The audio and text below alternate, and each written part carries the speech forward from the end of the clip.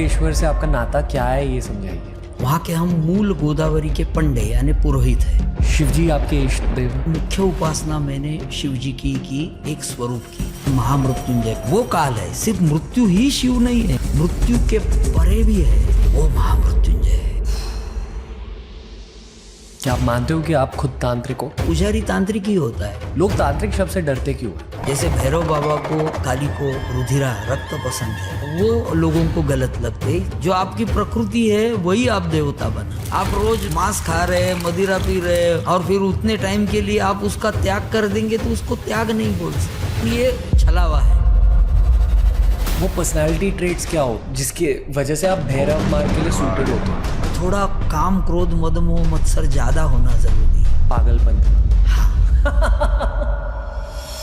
भैरव तत्व और कृष्ण तत्व में फर्क है। कृष्ण के रूप में आप ईश्वर के साथ बहुत आसानी से जुड़ जाते हैं। भैरव के साथ इतनी जल्दी अटैच नहीं हो सकते। तो क्या होता है कृष्ण उपासना का फ्लेवर? कृष्ण ज्यादा परीक्षा नहीं लेता है, आसान है। भैरव बहुत परीक्षा लेता है। अक्सर छत्रपति के साथ साधना शब्द जुड़ा नहीं जाता। बहुत बड़े साधक थे। सभी मानते कि भवानी जी ने उनको तलवार भी दी थी। तो हम लोग महाराष्ट्र के लोग छत्रपति शिवाजी महाराज जी को शिव जी का ही अवतार मानते हैं। जो युद्ध छत्रपति शिवाजी महाराज ने लड़े उनमें तंत्र का उपयोग हुआ? बिल्कुल। जय शिवाजी महाराज ऐसा नहीं बोलते थे उनकी आर्मी, जय भवानी जय शिवाजी ऐसा बोलते थे। जय भवानी जय शिवाजी।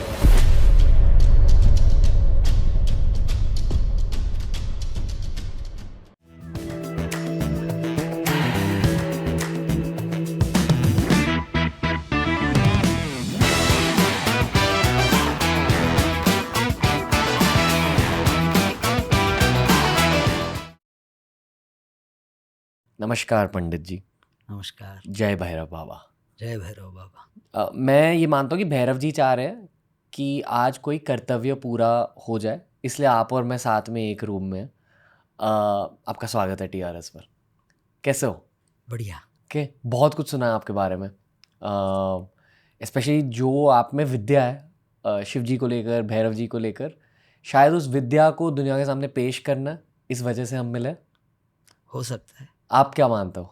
यही मानता हूँ, क्योंकि काल भैरव का एक रूप है, तो समय ही तय करता है कि किसको प्रकट होना है, किसको अप्रकट होना है। शायद उनके मन में है कि आने वाला कुंभ है तो कुछ प्रकट मैं माध्यम बनूं। यहाँ मैं कुछ नहीं कर रहा, भैरव भगवान ही कर रहे हैं। डायरेक्टली स्टार्ट करते हैं। हाँ। त्र्यंबकेश्वर से आपका नाता क्या है, ये समझाइए। वहाँ के हम मूल गोदावरी के पंडे यानी पुरोहित है। तो ये हमारी अभी 32वीं पीढ़ी चल रही है। 32वीं? हाँ। कितने साल हुए? 1500 के आसपास साल हुए वहाँ पर। 1500? हाँ। और 600 साल का रिकॉर्ड मेरे पास। जो लोग आए हैं, कुछ काम करा के गए, किसी ने शादी की है, किसी ने वहाँ पर बच्चे का मुंडन किया है, किसी ने श्राद्ध किए हैं, तो हम लिख के लेते थे उनके पास से। तो वो वंशावलियाँ भी मेरे पास अभी तक है। मैं एकदम श्रद्धा भक्ति के साथ अगला सवाल पूछने वाला हूँ। सवाल नेगेटिव बिल्कुल नहीं है, पर पिछले 1000-1500 सालों में त्र्यंबकेश्वर मेंटेन कैसे हुआ? क्योंकि इतना कुछ हुआ हमारे देश में। ब्रिटिश का पीरियड हुआ, उसके पहले भी बहुत कुछ हुआ। तो त्र्यंबकेश्वर क्षेत्र स्थिर कैसे रहा? स्थिर नहीं, बदला हो। परिवर्तन इस संसार का नियम है। बहुत सारे परिवर्तन को झेला है, बहुत सारे आघातों को झेला है। ये जो मंदिर अभी दिख रहा है, ये पेशवा जी ने बनाया है। पुराना मंदिर तो नष्ट हो गया है, आक्रांताओं ने उसको नष्ट किया। तो दोबारा जब मराठा सल्तनत बना, तो मराठा साम्राज्य के समय में दोबारा वो रिकंस्ट्रक्ट किया गया। और अच्छा था कि भगवान की जो लिंग है वो एक आदमी ने बचाया, और अभी उनके ही वंशज वहाँ पर साफ सफाई और वो चढ़ावा लेने का काम करते हैं। ये कब की बात है? ये औरंगजेब जब यहाँ पर चल के आए, आक्रमण किया, तभी उसका विध्वंस हुआ। और फिर पहले बाजीराव जो थे, बाजीराव बल्ला, उनके समय में तो त्र्यंबक में मुगलिया शासन रहा। लेकिन उसके बाद उनके जो बेटे थे नाना साहेब पेशवे, उन्होंने वो जीत के लिया दोबारा। दोबारा वो सब मंदिर बनाया, बाकी के तीर्थ बनाए, और वहाँ पर सिर्फ पेशवाओं ने नहीं, शिंदे जी, होळकर परिवार, अहिल्या देवी होळकर, जो होळकर जी के जो खजांची थे, उन्होंने तीर्थ बनाया। ऐसे सब लोगों ने अपना अपना योगदान दिया है उस समय, और ये नष्ट हो गया। जो टूटा फूटा तीर्थ थे, टूटे फूटे मंदिर थे, वो अच्छी तरह से दोबारा रिकंस्ट्रक्ट किए। क्या आप मानते हो कि आप खुद तांत्रिक हो? हाँ आप हो? हाँ, पुजारी तांत्रिक ही होता है, क्योंकि पूजा ये पहला तंत्र है।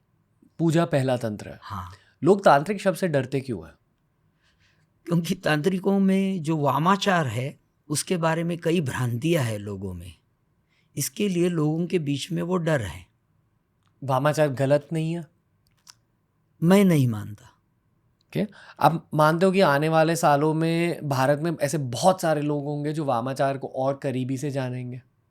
हाँ, मुझे नहीं लगता, वाह, क्योंकि लोगों में इतनी जिज्ञासा नहीं है, वामाचार के पथ पर चलने का धैर्य नहीं है, और उनका गोल एकदम छोटा है। किसी को नुकसान पहुंचाने के लिए वो वामाचार का इस्तेमाल करना चाहते हैं, तो वो तांत्रिक उनको मिलेगा नहीं, वो उनको फंसाएगा। क्योंकि अच्छा तांत्रिक कभी भी किसी का बुरा नहीं करता, दूसरे के लिए, किसी तीसरे का। मतलब अलग प्रकार के तांत्रिक होते हैं, हाँ, अच्छे और बुरे भी। अच्छे और बुरे, और तांत्रिक को किसी का बुरा करने की जरूरत नहीं है। और आपके लिए कोई बुरा सोच रहा है तो उसको उसकी तकलीफ देने के लिए भैरव बाबा समर्थ रहते हैं। अच्छे तांत्रिक मिलते कहाँ हैं? बड़ा कठिन है, क्योंकि अच्छे, समझ लीजिए आपको अच्छा डॉक्टर ढूंढना है तो आपको वैद्यक शास्त्र के बारे में थोड़ी बहुत जानकारी होना ज़रूरी है। तो सही तांत्रिक को पहचानने के लिए आपने तंत्र मार्ग में थोड़ी बहुत राह चलना पड़ता है, फिर अपने आप मिल जाते हैं और आपको वो नज़र भी प्राप्त हो जाती है। ओके, अब नागा साधु से मिले हो? हाँ, रोज मिलता हूँ। अब भी? अब भी।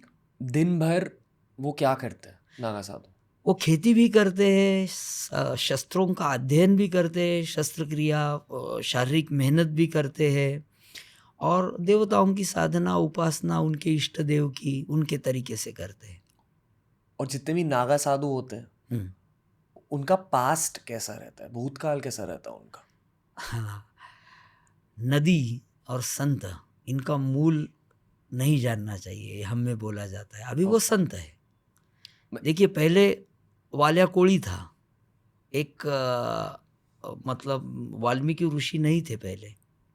वो एक लोगों को तकलीफ देने वाला, उनको लूटने वाला लुटेरा था। लेकिन नारद जी मिले तो रामायण लिखी और वो संत बन गए। तो इसी प्रकार से होता है कि हम पास्ट नहीं देखते, अभी वो क्या है, प्रेजेंट। ना तो हम फ्यूचर के बारे में सोचते हैं संत, ना तो पास्ट में। उनका कोई पास्ट नहीं, उनका कोई फ्यूचर नहीं, उनका सिर्फ प्रेजेंट रहता है। उनकी उम्र क्या होती होगी? हाँ, 100 साल का भी मैंने देखा है, और कम से कम 18 साल का भी नागा देखा है। पर ये सिलेक्ट कैसे होता है फिर? उनकी राय होती है कि मुझे नागा सन्यासी बनना है, दीक्षा लेनी है। ओके, और कुछ ऐसे भी साधु मिले जहाँ आपको उनसे मिलकर ऐसा लगता है कि इनकी उम्र शायद 100 साल से भी बड़ी है, 200 साल से भी बड़ी? हाँ, कुंभ में बहुत सारे ऐसे आते हैं। तो मैक्सिमम एज बताना मुश्किल है ना, हम ऐसे नज़र से पहचान नहीं सकते। अभी वो बोलते हैं कि मेरी उम्र इतनी है, तो कई देवरा बाबा जैसे कुछ है कि उनके कुछ फोटोग्राफ्स है, पिछले लोगों के साथ भी है, अभी के लोगों के साथ भी है, तो हम ये मानते हैं। हमारे इधर महाराष्ट्र में एक सांगदेव करके योगी हुआ, तो वो जो ज्ञानेश्वर जी थे, वो तो 18 साल में ही समाधिस्थ हो गए, सब लिख के।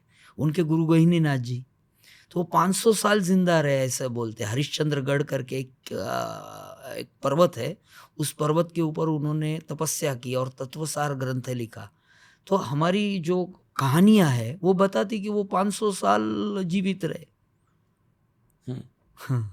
मतलब ऐसे योगी है। तंत्र क्रिया की वजह से नहीं, वो योगाचार की वजह से। योगाचार? हाँ, क्रिया योगा की तरह नहीं, योग में भी फिर यही सब है। क्रिया योग अलग है, हठ योग अलग है, राजयोग अलग है। मतलब अगर हठ योग या राजयोग गहराई से सीखे हाँ, राजयोग तो विवेकानंद जी ने बहुत अच्छा समझाया है। क्या होता है राजयोग? राजयोग यानी मन के ऊपर ज्यादा काम है, तन के ऊपर नहीं है। ओके हम्म? ओके। हठयोग यानी तन के ऊपर ज्यादा काम है, मन के ऊपर कम काम है। और आजकल जो योग पढ़ाते हैं पतंजलि, वो उनका योग है, वो अष्टांग मार्ग है। ये अष्टांग मार्ग से ही निकले हैं। फिर से आपकी टाइमलाइन पर लौटते हैं। हाँ, तो तंत्र विद्या की शुरुआत कब हुई आपकी जिंदगी में? कॉलेज के समय में पहले शुरू की। ओके। हमारे जो 4 वेद है उसके 4 उपवेद भी है। ऋग्वेद का उपवेद आयुर्वेद है, यजुर्वेद का उपवेद धनुर्वेद है। धनुर्वेद यानी सिर्फ आर्चरी मत समझनी, उसमें गदा के साथ कैसे युद्ध करे, गदा कैसे बनाए, हाथ में कोई भी हथियार नहीं है तो कैसे लड़े, ये सबके बारे में ग्रंथ लिखे हैं। वो सारे ये धनुर्वेद में आते हैं।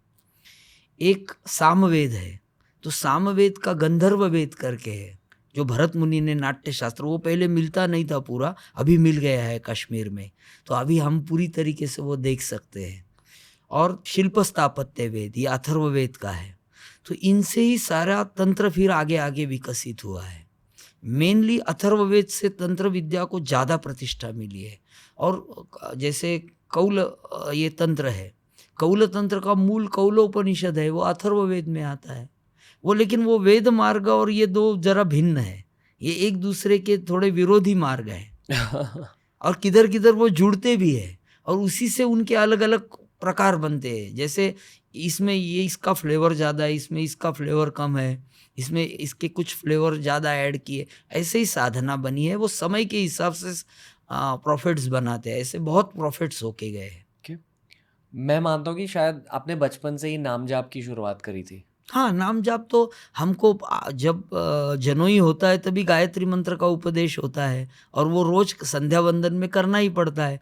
फिर जैसे जैसे जीवन में आपको रुचि आती है, कि जैसे मुझे कभी लगा, मैंने ड्रामे में काम करता था। हमारे गांव में ड्रामा का एक पूजा की तरह मानते हैं, क्योंकि नाट्य शास्त्र में ये एक तरह की एक साधना है। नृत्य नाट्य ये शिव जी को बड़ा प्रिय है।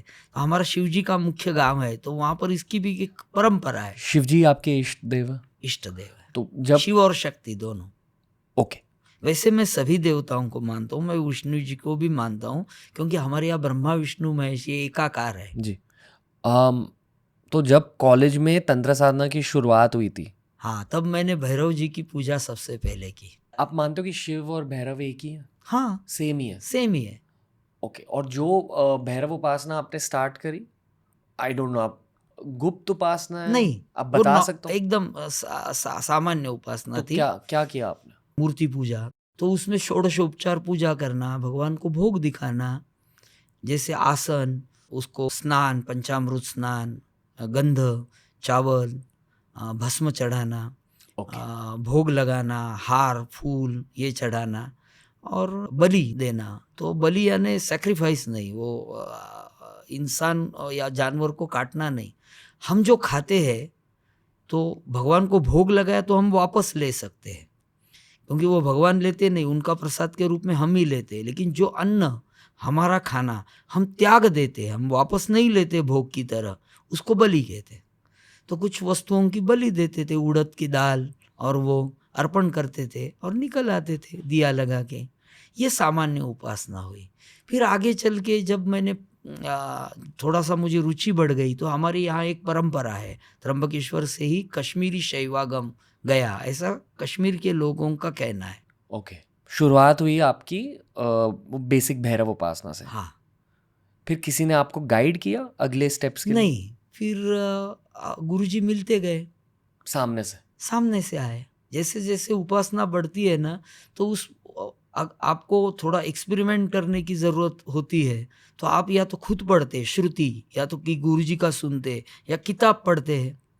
फिर किताबें मिलती कहाँ हैं? हाँ, सारी किताबें मिलती है, नेट के ऊपर भी आजकल अवेलेबल है। तो सारे वेद, सारे आगम निगम आजकल इंटरनेट के ऊपर अवेलेबल है। उपासना में आगे बढ़ने के लिए गुरु की ज़रूरत होती है? शुरू शुरू में गुरु की ज़रूरत होती है, और कुछ बातें किताबें भी पढ़ाते हैं, उसको स्मृति कहते हैं। अपने गुरु परंपरा के कौन से भी आचार्य का ग्रंथ निकाल के उसमें जो साधना पद्धति दी गई है उसका इस्तेमाल बगैर गुरु के भी कर सकते हैं। ओके। श्रद्धा का होना बहुत ज़रूरी है। श्रद्धा इसमें सबसे बहुत ज़रूरी चीज़ है साधना मार्ग पर। श्रद्धा यानी क्या?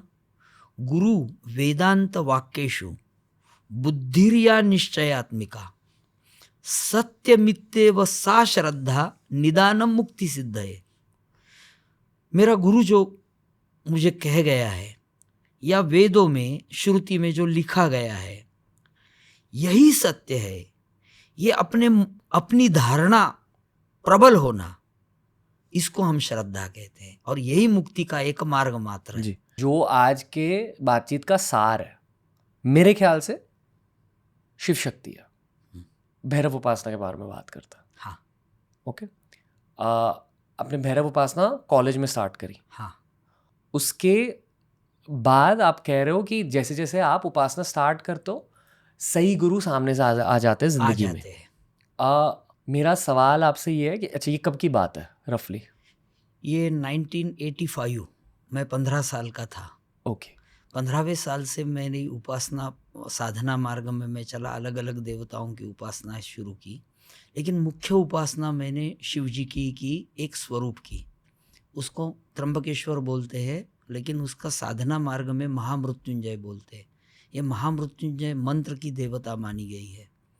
जो एक महामृत्युंजय मंत्र है वेदों में, ओम त्र्यंबकम यजामहे सुगंधिम पुष्टिवर्धनम उर्वारुकमिव बंधनान् मृत्योर्मुक्षीयमामृतात्। ये एक रूप है भगवान का। जी। तो मूर्ति शास्त्र में उसके 8 हाथ है, 4 हाथों से वो नहा रहे हैं कलश लेके, एक हाथ में अक्षमाला है और एक हाथ में काल का प्रतीक मृग है या मृग की मुद्रा है। इस प्रकार से ये गति को सिंबल है, गति हिरण, गति काल। तो ये एक तरह का काल भैरवी है। जो काल भैरव मतलब ये 2 रूप है, जो मारने वाला, संहार करने वाला और संहार के परे बचाने वाला, ये दोनों रूप भैरव है। भय रहित वामदेव शिव जी को बोला जाता है, ये भैरव है। और उससे परे महामृत्युंजय है, मृत्यु के परे है, वो काल है। सिर्फ मृत्यु ही शिव नहीं है, मृत्यु ही भैरव नहीं है, मृत्यु के परे भी है, वो महामृत्युंजय है। वो त्र्यंबकम यजामहे, वो काल को पकड़ के बैठे। वो काल ये शिव जी का ऐसा रूप है कि उसको नियंत्रित करने वाली जो शक्ति है वो त्र्यंबकनाथ है। वो गुरु है, ब्रह्मा विष्णु महेश, 3 मुख है, एक क्रिएटर, एक ऑपरेटर, एक जनरेटर।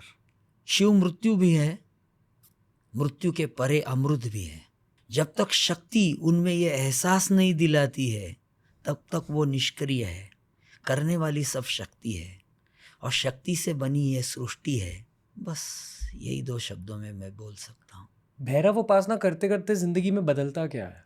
असीम शांति और निर्भयता प्राप्त होती है। आप किसी से डरते नहीं हैं, आपके ऑरा से सब डरते हैं। आप किसी के ऑरा के सामने झुक नहीं सकते क्योंकि आपका उपास्य ही ऐसा है। आपने जिंदगी भर भैरव उपासना हाँ। करी? आपको देखकर ना प्यार महसूस होता है। हाँ। कि दादाजी है, ऐसा नहीं, मुझे आपसे डर नहीं लगता। हाँ। मतलब कंपैशन आप में ऐसा महसूस होता है। हाँ। तो मतलब भैरव तत्व की वजह से, भैरव तत्व की वजह से वो शिव उपासना, वो भैरव उपासना शिव उपासना का एक ऐसा मार्ग है जो आपको भय रहित करता है। आप कभी क्रोधित होते हो? हाँ, होता हूँ। क्रोध एक अच्छा शक्ति है, मैं मानता हूँ। अगर मेरा बच्चा कुछ गलत करे तो मुझे उसके ऊपर क्रोध करना पड़ता है। कभी कभी क्रोध आकार देने का काम करता है सामने वाले व्यक्ति को। गुरु को क्रोध आना चाहिए, लेकिन वो दिखावे के लिए आना चाहिए, सच में नहीं होना चाहिए। आप जब मेरे से बात कर रहे हो, आपकी आंखें मुझे देख रही हैं। हाँ। ठीक है, मतलब आपके अंदर एक कॉन्शियसनेस है जो मुझे नोटिस कर रहा है। राइट। अगर आप यहाँ नहीं होते तो आपका कॉन्शियसनेस क्या कर रहा होता है दिन भर? मैं आपके साथ संवाद कर सकता हूँ, पर आपका कॉन्शियसनेस और कहीं है। नहीं, मैं उधर बैठ के भी आपके साथ बात कर सकता हूँ। अगर मैं आपको याद करता हूँ, कोई शो देखता हूँ आपका, तो कभी कभी मुझे लगता है कि अभी आप ये पूछेंगे, तो इसका मतलब हाँ, अंदर से किधर न किधर जुड़े हुए हैं। ये जुड़ना बहुत ज़रूरी होता है। ये भैरव तत्व की वजह से? बराबर। ओके, भैरव तत्व और काली तत्व में फ़र्क क्या होता है? कुछ भी फर्क नहीं है, वो सेम। छापा और काटा इतना ही फर्क है। भैरव तत्व और कृष्ण तत्व में फर्क क्या है? बहुत फर्क है। तो ये बताओ। कृष्ण आखिरी में बने हैं, भैरव का उन्नत अति उन्नत रूप है कृष्ण, ऐसा ऐसा मैं मानता हूं। स आकर्षयति थी कृष्ण। भैरव तामसी शक्ति से मृत्यु और मृत्यु के परे, अमृत भी है विष भी है, लेकिन उसकी मात्रा बहुत ज्यादा है। तो भैरव की उपासना करने से एक तो असीम शांति किसी को मिलेगी, या कोई बहुत क्रोधी हो सकता है। कृष्ण की उपासना में ये दोनों बिल्कुल रहित है, फिर भी उसका एक फ्लेवर उसमें है। कृष्ण गुरु भी है, शिव भी गुरु है। तो क्या होता है वो कृष्ण उपासना का फ्लेवर? ब्लिस। आप जल्दी अटैच हो जाते हैं, भैरव के साथ इतनी जल्दी अटैच नहीं हो सकते। कृष्ण के रूप में आप ईश्वर के साथ बहुत आसानी से जुड़ जाते हो। जैसे आपने कहा कि अगर भैरव उपासना करी तो यहाँ तो इंसान बहुत ज़्यादा शांत हो जाता है या बहुत ज़्यादा क्रोधित? कृष्ण ज़्यादा परीक्षा नहीं लेता है, आसान है। भैरव बहुत परीक्षा लेता है। ओके। उसी तरह अगर मैंने एक देवता का नाम लिया, आप यूनिकली उस देवता के बाद राइट। गणपति, विद्या, सरस्वती और ज्ञान शक्ति। ओके। और हर इंसान को अपनी उपासना पर्सनैलिटी के मुताबिक और करनी भक्ति के चाहिए। मुताबिक हाँ डिसाइड करनी चाहिए। हाँ, हमको अंदर से लगता है, हमको क्या चाहिए ये पहले हमको मालूम होना चाहिए। तो वो पर्सनैलिटी ट्रेट्स क्या होते हैं जिसके वजह से आप भैरव मार्ग के लिए सूटेड होते हो? चाहत आपकी, अगर दिल कह रहा है, दिल कह रहा है। बट मेहनती होना जरूरी है, ये आप कह रहे हो? हाँ, थोड़ा काम क्रोध मद मोह मत्सर ज्यादा होना जरूरी है। पागलपन थोड़ा। हाँ, जरूरी है। हल्के से थोड़ा पागलपन। ये बगैर पागलपन के भैरव उपासना पॉसिबल ही नहीं है।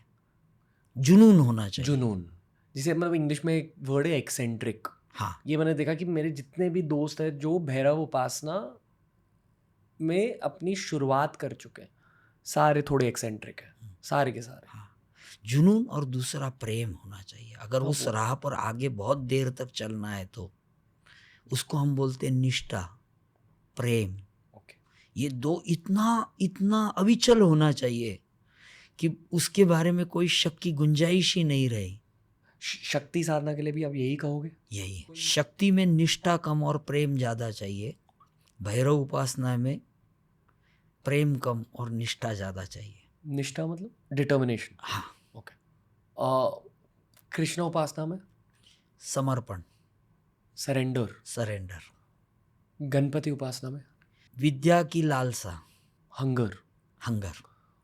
कार्तिकेय पराक्रम, शारीरिक शक्ति, जैसे शारीरिक हनुमान जी। हाँ, हनुमान जी और कार्तिकेय दोनों एक ही है, लड़ाई के भगवान है। लेकिन कार्तिकेय थोड़ा तंत्र मार्ग में उसका महत्व ज़्यादा है, और हनुमान जी का भक्ति मार्ग में है। दोनों ही एक शिव जी के पुत्र है, एक शिव जी का 11वां रुद्र बोलते हैं, एक अवतार है।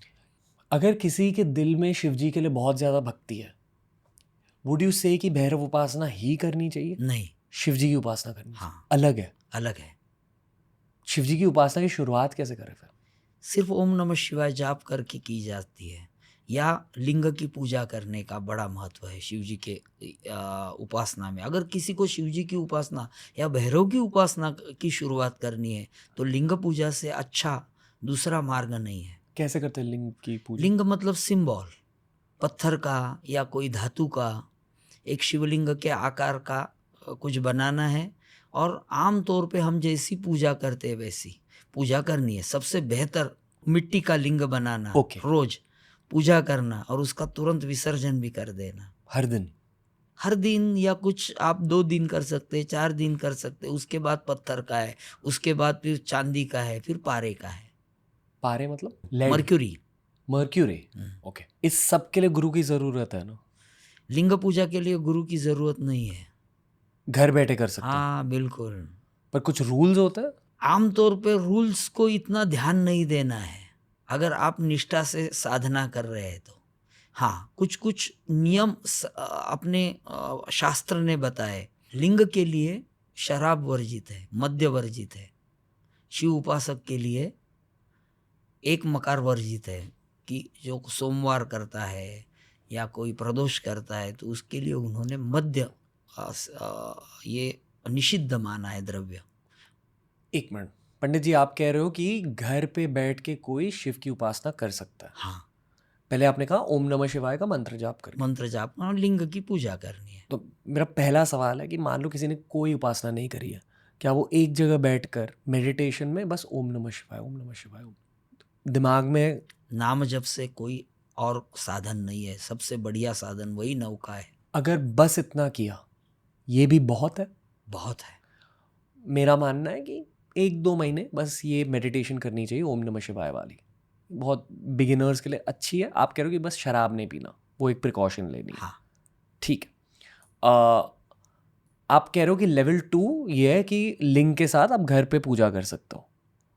तो दीप जलाना होता है, एक लिंग बनाना होता है, उस पर कोई 4 चीजें अर्पण करना है। पत्रम पुष्पम फलम तोयम यो में भक्त्या प्रयच्छति। पान अर्पण करना, बिल्व पत्र, जल अर्पण करना, फूल अर्पण करना, पत्रम पुष्पम फल अर्पण करना भोग के लिए, बस हो गया। जाप ओम नमः शिवाय का। ओम नमः शिवाय। ओके। और आप आप और भी कर सकते हैं, ऐसा ही नहीं कि ओम नमः शिवाय, ये सबसे आसान है। उसको शिव पंचाक्षर बोलते हैं, शिव षडाक्षर बोलते हैं। ओम लगाया तो आप त्र्यंबकम यजामय भी कर सकते हैं, उसके साथ भी कुछ तंत्र के बीज मंत्र होते हैं, उसको भी लगा सकते हैं। ओके। अगर जिंदगी भर बस इतनी उपासना करी जितनी आपने अभी समझाई है, वो भी काफी है? हाँ, काफी है। सिर्फ राम राम बोला तो भी काफी है। ओके, ठीक है। यही जो बात हमने शिव जी की करी, आपने 2 बेसिक लेवल समझा दिए। मैं चाहूँगा कि आप दुर्गा माँ की भी कुछ उपासना शेयर कर दो, या शक्ति। Is it the same? नहीं, शक्ति की उपासना में कोई बंधन ही नहीं है। मतलब आप कोई भी मकार वर्जित नहीं करने पड़ता है। आप शक्ति की उपासना कैसे भी कर सकते हैं। पत्र पुष्प फल तो ये उसमें से कुछ भी मिला नहीं मिला तो भी उसके लिए प्रेम और आपका भाव बहुत ज़रूरी है। ओके। मातृभाव, क्योंकि वो माता है और आप पुत्र है। तो पुत्र गंदा है तो भी माँ नज़दीक करती है। हाँ, वो शासन कब करती है? जब पुत्र ने ऐसा कुछ कर दिया कि उसके बनाए हुए समाज के लिए हानिकारक है। और कोई भी बीज मंत्र का जाप करो, नहीं जा पाता है, नहीं मंत्र आता है, आप सिर्फ प्रेम से उसका दर्शन करो, मुख का दर्शन। जैसे हम अपने माँ का चेहरा देखते तो काम भी नहीं आता है, क्रोध भी नहीं आता है। आप अपने माँ के ऊपर क्रोध कर सकते हो। काम क्रोध मद, मद भी माँ के सामने कौन दिखाएगा? माँ के सामने सब बच्चे, मोह, ये सारे नष्ट हो जाते हैं। तो एक धारणा स्थिति बनती है। तो इसके लिए शक्ति की उपासना बंधन रहित है, आप किसी भी मार्ग से कर सकते हो। जैसे आपने ओम नमः शिवाय बताया शिव जी की उपासना के लिए, उसी तरह कोई शक्ति मंत्र है बहुत सारे हैं, जो जिसके साथ आप बस मेडिटेशन कर सकते हो? बहुत सारे हैं। आप कोई शेयर कर सकते हो? हाँ, मेरे हिसाब से सबसे बेहतर ललिता त्रिशती है या श्री सूक्त है। और मंत्र अगर चाहिए तो ओम ऐं ह्रीं श्रीं, पर ये कोई भी कर सकता है? कोई भी कर सकता है। बट खतरनाक नहीं है? ऐं ह्रीं श्रीं खतरनाक नहीं है, ऐं ह्रीं क्लीं खतरनाक है, चामुंडाई विच्चे। ये दोनों में अंतर है। ओके। खतरनाक वाला खतरनाक क्यों है? क्योंकि ध्वनि है ना। मंत्र क्या है? ध्वनि है। जी। ध्वनि एक शक्ति है ना, फोर्स ही है ना। तो आज भी बोलते हैं कि बहुत ज़्यादा डेसिबल का ध्वनि सुनेंगे तो आपके कान के पर्दे फट जाते हैं। आपको कोई ध्वनि सुन के, जैसे इमली, ये मैंने एक ध्वनि बोला तो आपके शरीर में कुछ परिवर्तन होता है कि नहीं? आपके दिमाग में आता है वो इमली, फिर जिह्वा में एक रस आता है, तो ये शब्द का परिणाम होता है। जी जी। तो हर एक ध्वनि जो है ना वो परिणाम कारक है। तो कुछ ध्वनियों से क्रोध बढ़ता है, कुछ से काम बढ़ता है, क्योंकि वो भी जरूरी है जीवन के लिए। काम क्रोध मद मत्सर छोड़ के आप नहीं जी सकते। एक बार और वो मंत्र बताइए। ओम ऐं ह्रीं श्रीं। जब कोई इस मंत्र का उच्चारण कर रहा है तो क्या हो रहा है एक इंसान के दिमाग में, शरीर में, आत्मा में? इससे बहुत सारे लाभ होते हैं। ऐम ये समझ लीजिए उत्पत्ति का है। रेम ये रेम र घर्षण होता है, अग्नि तत्व है। श्रेम शांति है, लक्ष्मी है, संपन्नता है, हरियाली है, कलर कोड भी है उसको। इसी को बीज मंत्र बोलते हैं। ओके, गणपति उपासना शेयर कर सकते हो आप? हाँ, सेम गणपति का बताइए। गणेश जी का बताऊं, ये विद्या के हैं। विद्या, आप ऐसा सर के ऊपर हाथ रखिए, हाँ, आंखें बंद कीजिए और बोलिए ओम गंग गणपतये नमः। आखिरी वाला ग नहीं बोलना है। ओम गंग। ओम गंग हाथ को कुछ लग रहा है? नमः। कुछ आपने कहा हाथ को कुछ अनुभव आ रहा है? देखिए तो ओम ओम गंग। गंग गणपतये नमः। आपके हाथ को कुछ, हाँ, बस यही गणेश विद्या है। ये इसका गणेश अथर्व शीर्ष में वर्णन है। गकार पूर्व रूपम, गणेश जी का रूप। गकार ये पहला पूर्व रूप है गणेश जी का। अकारो मध्यम रूपम, ग अम, गकार पूर्व रूपम, अकारो मध्यम रूपम, अनुस्वारश्चान्त्य रूपम। और ये तीनों एक बिंदु में मिल जाते हैं और अंतर आकाश में उसका गुंजन होता है। बस गणेश जी आपके अंदर वो सब जगह देते जो आपको चाहिए। गकार पूर्व रूपम, अकारो मध्यम रूपम, अनुस्वारश्च अंत्य रूपम, ये सब एक बिंदु में विलय हो जाता है। बिंदुर उत्तर रूपम, नादसंधानम, सग्गुहिता संधि, सैषा गणेश विद्या, स ऐशा गणेश विद्या। बस इतना जाप करेंगे ना, ओम गंग गणपतये नमः, ओम गंग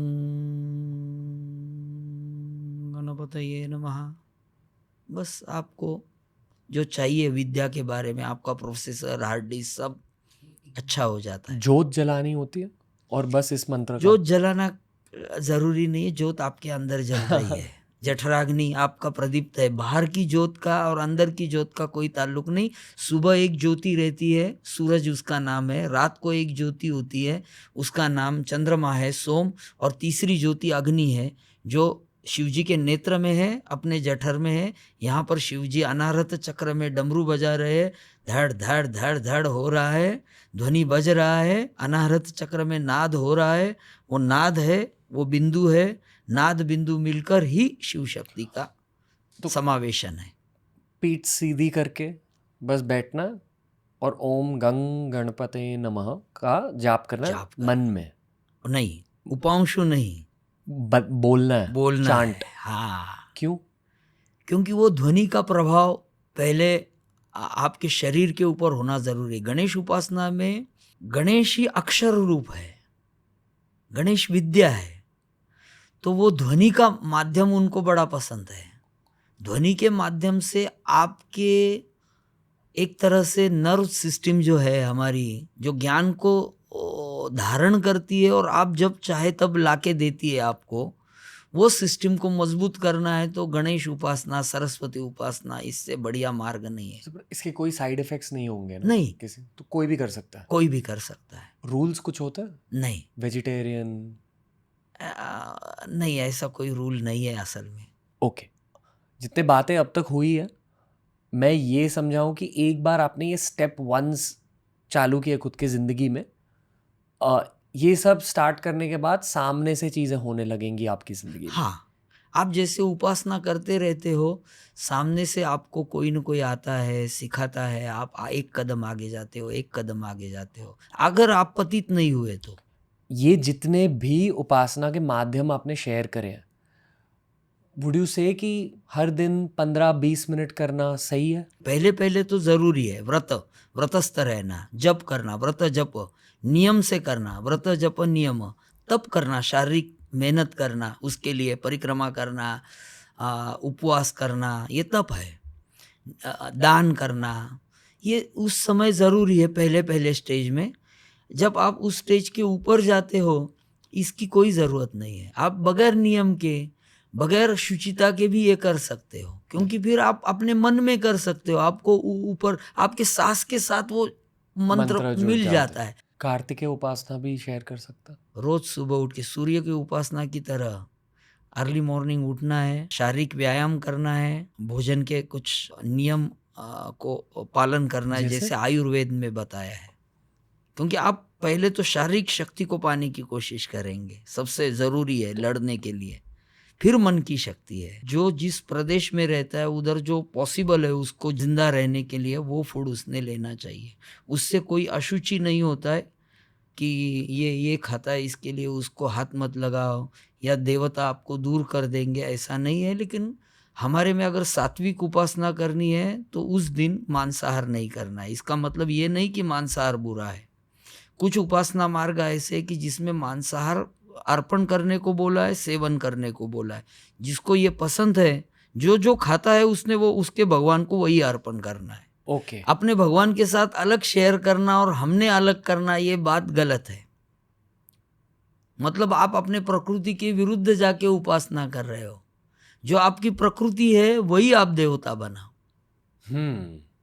वही स्वरूप आप ध्यान करो। नहीं तो आप है तामसी, आप रोज मांस खा रहे, मदिरा पी रहे और आप उपासना कर रहे कोई सात्विक देवता की।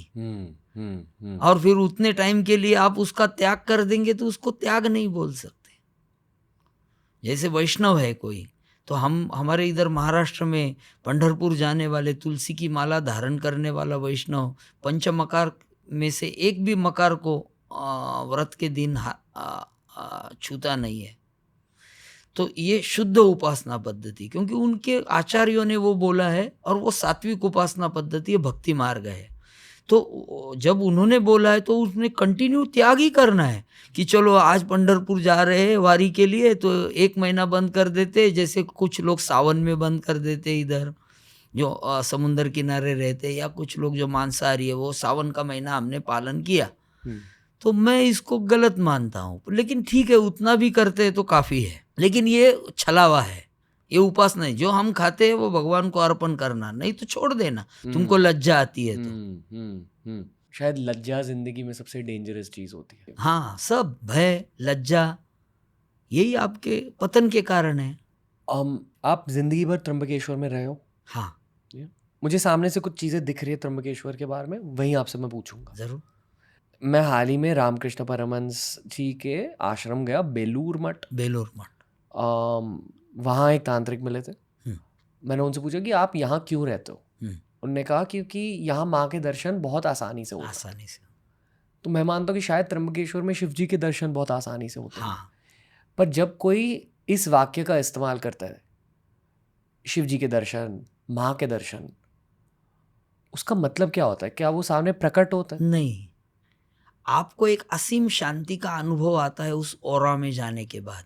काम क्रोध मद मोह मत्सर से आप दूर होते हैं, आपके अष्ट सात्विक भावों की जागृति होती है, क्योंकि वहाँ पर किसी ने तपस्या की है।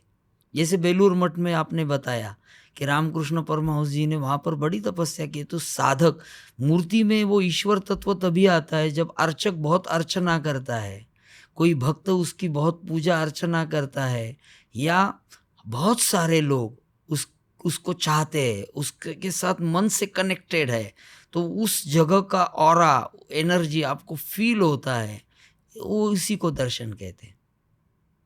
मैं भैरव जी का नाम जाप करता हूँ अभी। हाँ। 2-3 सालों से कर रहा हूँ। बहुत कुछ हुआ है ज़िंदगी में, मुझे गाइडेंस भी मिल रही है। हाँ। मैं ऑब्वियसली आपसे सलाह चाहता हूँ कि आपको लगता है कि मैं और कुछ कर सकता हूँ और ज़्यादा कर सकता हूँ। ये मैं खुद के लिए भी पूछ रहा हूँ, बट मेरे साथ बहुत सारे लोग भैरव उपासना कर रहे हैं आजकल। ये जो आप काम कर रहे हैं ना, यही भैरव की उपासना है। ऐसा मान के कीजिए और नाम जप करते रहिए और दर्शन करते जाइए। दर्शन करते जाइए। दर्शन मतलब किधर तो भी उनके स्वरूप का, बाह्य स्वरूप का पिक्चर लगाइए या मूर्ति लगाइए, उस मूर्ति का अनुष्ठान कीजिए और अलग अलग तरीके से कीजिए, रोज ही की तरीके से मत कीजिए। भैरव के भी बहुत सारे उपासना के मार्ग है, अलग अलग आजमा के देखिए, कोई तो भी मार्ग आपको सही लगेगा। लेकिन जो काम आपने हाथ में लिया है और जो करना चाहते हैं वो शिद्दत से कीजिए, वो सबसे बड़ी उपासना होती है। मेरा काम जो है कि जो मेरे भगवान के पास जो मांगने आने वाला है उसकी मनोकामना पूर्ण के लिए उसको मैं गाइडेंस करूं, तो वो अगर मैं करता हूं और मेरी उपासना एक आध दिन नहीं होती है, तो भगवान मुझे वही आशीर्वाद देते हैं, ऐसे मैं मानता हूँ। त्र्यंबकेश्वर में बहुत सारे अलग अलग तरह के साधु मिलते हैं आपको। हाँ थोड़ी सी बात हमने करी थी नागा साधु के बारे में। हाँ। जब नागा साधु आपसे मिले तब बात क्या हुई थी? कुछ रोज़मर्रा के जीवन वो हमको पूछते हैं, आज कैसे हुआ, क्या हुआ, फिर कभी देवताओं के बारे में, कुछ शस्त्र विद्या के बारे में। ऐसी बातें होती है? हाँ बिल्कुल, अगर आपका परिचय अच्छा है तो सम, हमारा रोज का परिचय है ना। संवाद। हाँ बट संवाद। उनकी जिंदगी में भी प्रॉब्लम्स होते हैं? नहीं, साधु के जीवन में कोई प्रॉब्लम नहीं होता है, नागा साधु के जीवन में तो बिल्कुल नहीं, क्योंकि वो भय से भी रहित है, काम से भी रहित है।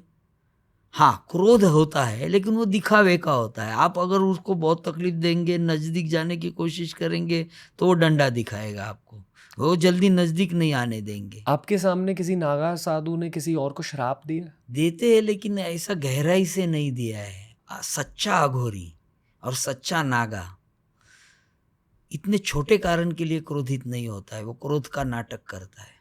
अघोरी और नागा साधु का फर्क भी समझाइए। हाँ, अघोरी वो होता है जो सारे बुराइयों को अपनाता है, उसमें बुरा नहीं मानता है। और नागा वो होता है जो सिर्फ नग्न रहता है और शस्त्र का अध्ययन करता है। एक तरह से वो सैनिक साधु है, ओके। वो अघोरी नहीं है। जी जी सारे नागा अघोरी नहीं है, ये लोगों का भ्रम है। बट कुछ नागा साधु अघोरी बनते कुछ हैं। नागा ओए अघोरी होए होए है होए। और कुछ कपड़े वाले भी अघोरी है, आपको समझ में ही नहीं आएगा वो अघोरी है। मुंबई में रहकर भी कोई अघोरी बन हाँ सकता बिल्कुल और होते भी हैं, है। बट हमें पता नहीं रहेगा हाँ, कि अघोर साधना कर रहे हैं। मैं एक ऐसे आदमी के साथ मिला हूँ, मेरा अनुभूति शेयर कर रहा हूँ। बॉम्बे में एक हॉस्पिटल में लोगों को साफ सफाई करने वाला आदमी, जो अत्यंत जिसके विकलांग हो जाते हैं, गंदगी साफ नहीं कर सकते हैं, वो आदमी में मुझे एक बड़ा अच्छा अघोरी मिला। आप उसको पहचान ही नहीं सकते, लेकिन वो अघोरी था, इसके लिए वो काम इतना सफाई से कर रहा था। तो कुछ प्रार्थना कर रहा था अगरबत्ती लगा के, आम आदमी था कोकण का। तो उसने अपने इष्ट देवता की उपासना की। एक पत्थर की मूर्ति थी, उसको भैरवा बोलता था, उसको कोई आग जैसा कुछ लगाया था। मुझे ज़रा रुचि है इस पहले से ही, मैं गया उधर, वो मंत्र मेरे पहचान का था। मैंने बोला भैरव बाबा, हाँ, उपासना की, आराधना की, अपने काम में जुट गया। पर वो थे अघोरी? हाँ बताया आपको? हाँ बताया। वो स्मशान भी जाते थे? हाँ मुंबई में है बहुत सारे स्मशान। हाँ, तो अगर कोई वहां रात में गया तो मिल सकता है अघोरी? बहुत सारी जगह पर मिलते हैं, लेकिन आजकल महाराष्ट्र में कम हो गया है, क्योंकि चोरी छुपे करना पड़ता है उनको, क्योंकि यहाँ अंधश्रद्धा निर्मूलन का कानून बना है। तो तंत्र मार्ग के ऊपर बैन है, आप अगर शमशान में पकड़े गए तो आपके ऊपर केस भी हो सकता है। तो भारत में कहाँ मिलेंगे अघोरी? अघोरी सब जगह पर है, लेकिन वो प्रकट नहीं हो गए। जो प्रकट होता है वो अघोरी नहीं है। उनकी दिव्य शक्ति की वजह से? नहीं, उनको कुछ चाहिए ही नहीं ना, उनको सब कुछ मिला है। अघोरी की पहचान एक दूसरा अघोरी ही कर सकता है।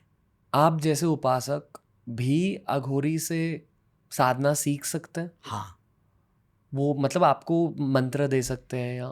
मंत्र वगैरह नहीं देते हैं वो आपके मन की धारणा बनाते हैं। अगर आप योग्य है तो आपको कुछ बातें समझाते हैं साधना मार्ग की, कि आप आगे चले। मेंटरिंग वो जैसे? उनके उनके गुरुजी ने बताई है, उसके ऊपर उनकी अविचल श्रद्धा है। उनको लगता है कि ये बात करने से ही मुझे ये शांति मिली है, या ये मन की स्थिति मिली है।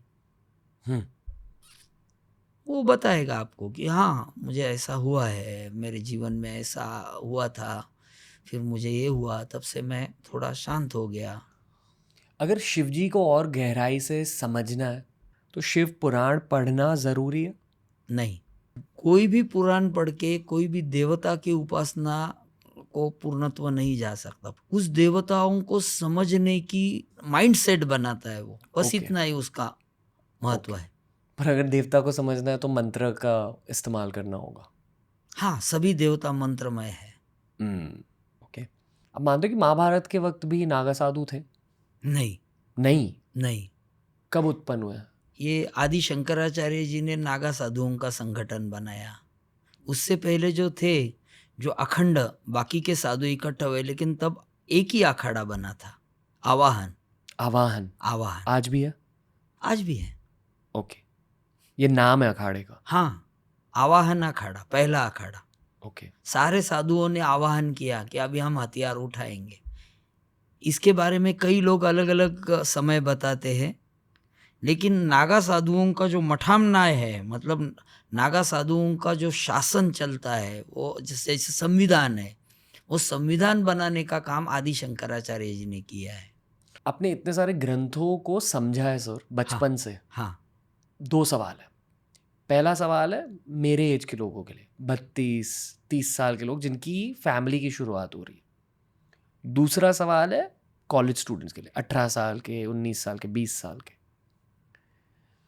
इन 2 ग्रुप्स को आप कौन से ग्रंथों से इंट्रोड्यूस करना चाहोगे? वेद का अध्ययन जरूर करना चाहिए सबको? सबको। उपनिषद का, वेदों में जो उपनिषद पार्ट आता है उसका पहले करके फिर वेदों का थोड़ा सा तो अध्ययन होना चाहिए। और दूसरा है शिव सूत्र का भी अध्ययन करना शिव चाहिए। सूत्र। ओके।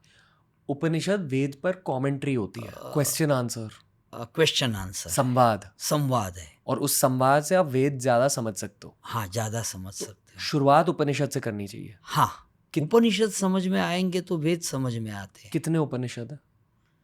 बहुत सारे हैं, लेकिन 10 उपनिषद महत्वपूर्ण है। तो शुरुआत कहाँ से करें?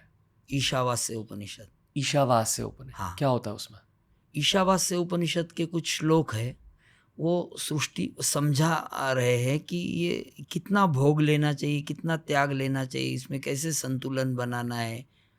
ये सारी बातें, आध्यात्मिक बातें ईशावास्य उपनिषद में बताई गई। उसके इंटरप्रिटेशन बहुत अलग अलग लोगों ने अलग अलग किए हैं, आप पढ़ सकते हैं उसको। फिर उसके बाद फिर बहुत है, छांदोग्य उपनिषद है, कठोपनिषद है। अब महाअवतार बाबा जी को जानते हो? हाँ बिल्कुल, महाअवतार बाबा जी और शिव जी में कोई फर्क नहीं है। सेम ही है।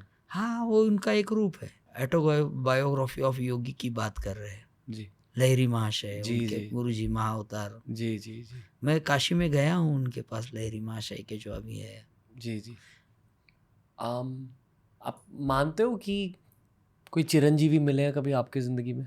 अभी तक तो मिले नहीं है, और मैं ये मानने के लिए अभी तैयार नहीं हूँ कि कोई चिरंजीव है, क्योंकि ये प्रकृति के जो दुनिया है ना, इसमें ईश्वर के अलावा कोई चिरंजीव नहीं है। कुछ कुछ साधु ऐसे जटाएं क्यों ग्रो करते हैं? शिवम भूतवा शिवम यजेत, शिव जी का रूप ही जटाओं का है। तो अगर शिव की उपासना करना है तो शिव जैसे बनना पड़ता है। राम की उपासना करनी है तो राम के जैसा बनना है। तो ये इसीलिए वो शिव बनने की कोशिश करते हैं, इसलिए जटा, क्योंकि उनकी जटाओं में गंगा है। भैरव जी की उपासना करनी है तो भैरव जैसा बनना होता है? हाँ। मतलब क्या? या तो पूरा संहार के लिए क्रोध धारण करो या तो पूरे शांत चित्त हो जाओ। शांत स्वभाव। हाँ, ये 2 ही मार्ग है, एक एकदम प्लस, एकदम माइनस। हमने ना माँ काली की बहुत कम बातें करी आज। क्यों? क्योंकि काली और भैरव अलग है ही नहीं, सेम ही है। सेम ही है। और ये समझना नामुमकिन है कहाँ पर महाकाली है और कहाँ पर भैरव है, क्योंकि भैरव भी कभी काली बन जाते, महाकाल भी महाकाली बन जाते, कभी महाकाली भी महाकाल बन जाते। जैसे जैसे आप उपासना में आगे बढ़े, अंदरूनी शक्तियों का सामना करना पड़ा? नहीं, मुझे तो ऐसा कोई अनुभव नहीं आया। बस नॉर्मल? हाँ, नॉर्मल। मुझे अटल विश्वास था कि भगवान सब कुछ करेंगे। मैं जिसकी उपासना करता हूँ वही मृत्युंजय है। कभी भूत दिखे हैं जिंदगी में? बहुत बार दिखे?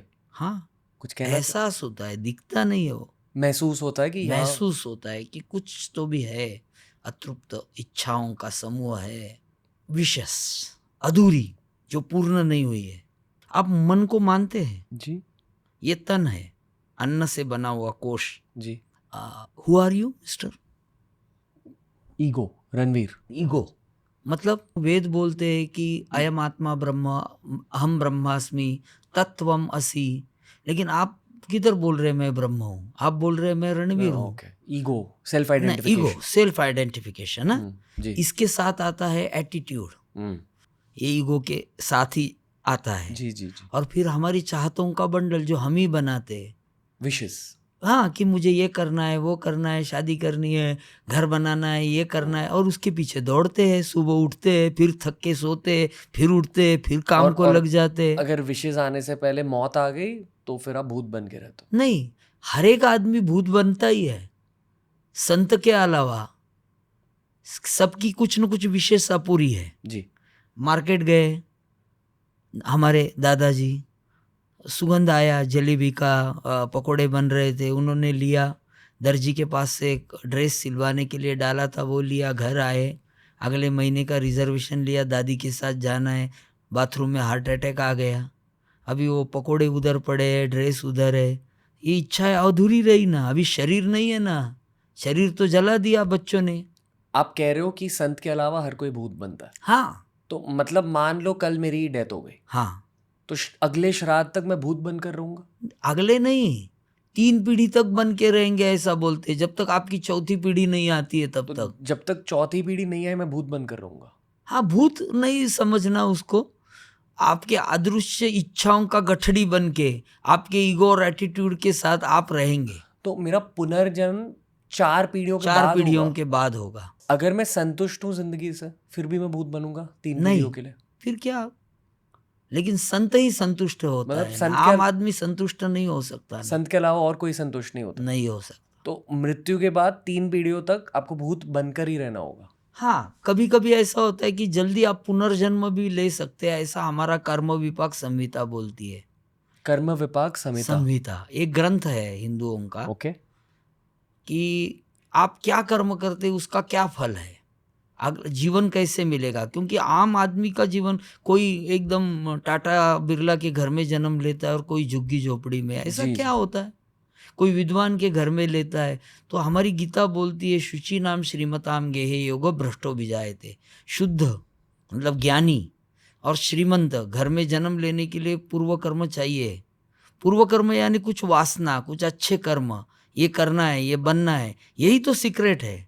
आप ही अपना रूट चॉइस करते हैं। हम कुछ वक्त स्वर्ग में बिताते हैं। स्वर्ग भी नर्क में कुछ मानता नहीं हूँ। बुरी वासनाओं के साथ जीवन जीना ये नर्क है, और अच्छी वासनाओं के साथ जीवन जीना ये स्वर्ग है। आय हाय, वाह। महाभारत में जिन आत्माओं ने हिस्सा लिया था, जिन्हें हम अर्जुन कहते हैं, हाँ भीम कहते हैं, हाँ, युधिष्ठिर कहते हैं, वो आत्माएं अब कहाँ हैं आपके मुताबिक?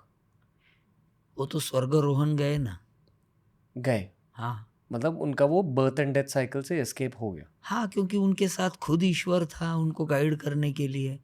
तो जिसके साथ खुद ईश्वर है, उनका रथ का चालक, वो क्यों भूत बनेंगे? अब मानते हो कि कालकी देवता आएंगे अब?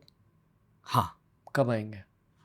जब आदमी बहुत बिगड़ेगा और सृष्टि का विनाश होगा, पर्यावरण का, तो एक दिन उसको आना ही पड़ेगा। ज्योतिष के मुताबिक कोई डेट है? नहीं, अनप्रेडिक्टेबल ऐसे तो बताया गया है कि जन्म ऑलरेडी कितने हो साल चुका है? लगेंगे, क्या नहीं हुआ है। हमारे पंचांग में बताया है कि ये कलयुग का कौन सा चरण चल रहा है, और कलयुग कितने साल का, आखिरी में 800 साल जब होंगे तो बोलेंगे कल की आएगा। वो कब है स्केड्यूल? और दूर है 2000 साल। और दूर है, हाँ? 5000 साल दूर है। 5000 साल, 5000 साल का कलयुग दूर होगा। है। मतलब अब और 5000 साल बाकी। मुझे तो लगता है कि बड़ा कल की आने से पहले छोटे छोटे कल की बहुत सारे आएंगे, जो क्या करेंगे? सुधारने के लिए। सफाई। हाँ एक आखिरी सवाल है सर, जो सवाल मुझे दिख रहा है वही मैं पूछूंगा। हाँ, जरूर जरूर। छत्रपति शिवाजी महाराज का त्र्यंबकेश्वर से बहुत कुछ लेना देना है, और इस पूरे एपिसोड में हमने साधना की इतनी बातें करी हैं। अक्सर छत्रपति के साथ साधना शब्द जुड़ा नहीं जाता, पर मेरे मुताबिक वो योद्धा भी थे, राजा भी थे, 200% साधक भी थे। बहुत बड़े साधक थे, राइट? और उनके सारे लक्षण, उनका कोई भी पिक्चर देखो आप, कौड़ी की माला है, उनका जो युद्ध का घोष है, जय भवानी जय शिवाजी, भवानी के प्रति जो उनकी आस्था है। तो हम लोग महाराष्ट्र के लोग तो छत्रपति शिवाजी महाराज जी को हमारे भगवान का ही अवतार मानते हैं। जैसे आपने कल्कि का ये किया, ये भी कि अवतार ही थे। आक्रांताओं ने सारा हिंदुस्तान पादाक्रांत किया था, तब शिव जी खुद आए। ये हमारा मानना है। जी जी जी, हम ये मानते हैं कि छत्रपति संभाजी महाराज भैरव का ही रूप थे। वाह, और ये हम नहीं मानते, ये बहुत सारे लोग मानते, क्योंकि इतना युद्ध।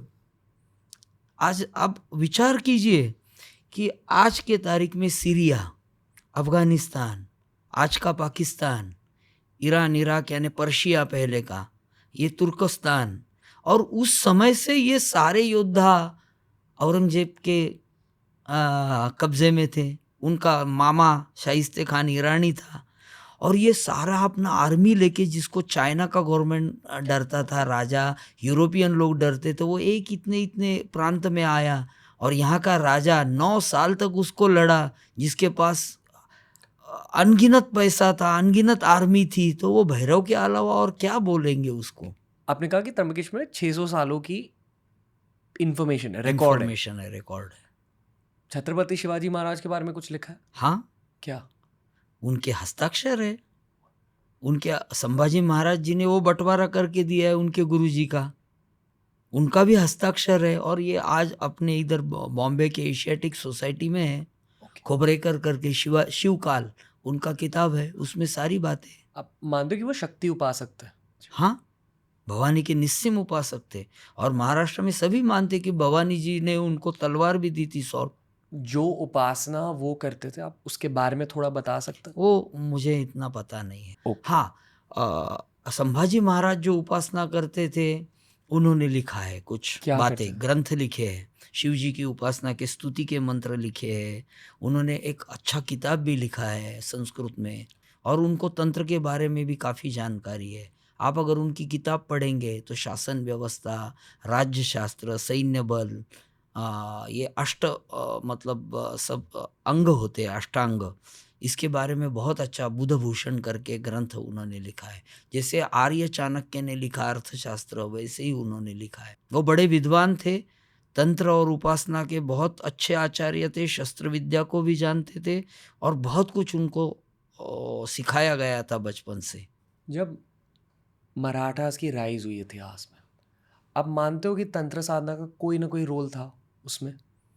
तंत्र साधना का रोल मानवीय इतिहास के आरंभ से अंत तक रहेगा। तंत्र यानी क्रिया, नहीं। क्रिया यानी क्रिया को एक टेक्निक लगता है। ओके, आप मानते हो कि जो युद्ध छत्रपति शिवाजी महाराज ने लड़े, हाँ, ये जय भवानी जय शिवाजी, ये मंत्र ही है ना।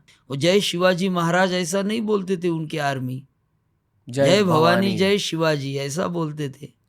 जय भवानी जय शिवाजी। बस यहाँ एंड करते हैं। ठीक, पंडित जी, बहुत आभारी हूँ। मज़ा आया आपको? बहुत मजा आया। सेम, मेरे को भी मज़ा आया। मेरे मम्मी ने हमेशा ये कहा है कि अगर कोई दिव्य इंसान घर आ रहा है, उन्हें जितना दिल में सम्मान है सब पेश करना और उनके सामने। मैं ऐसा मानता नहीं हूँ कि मैं दिव्य हूँ, मैं आम आदमी हूँ।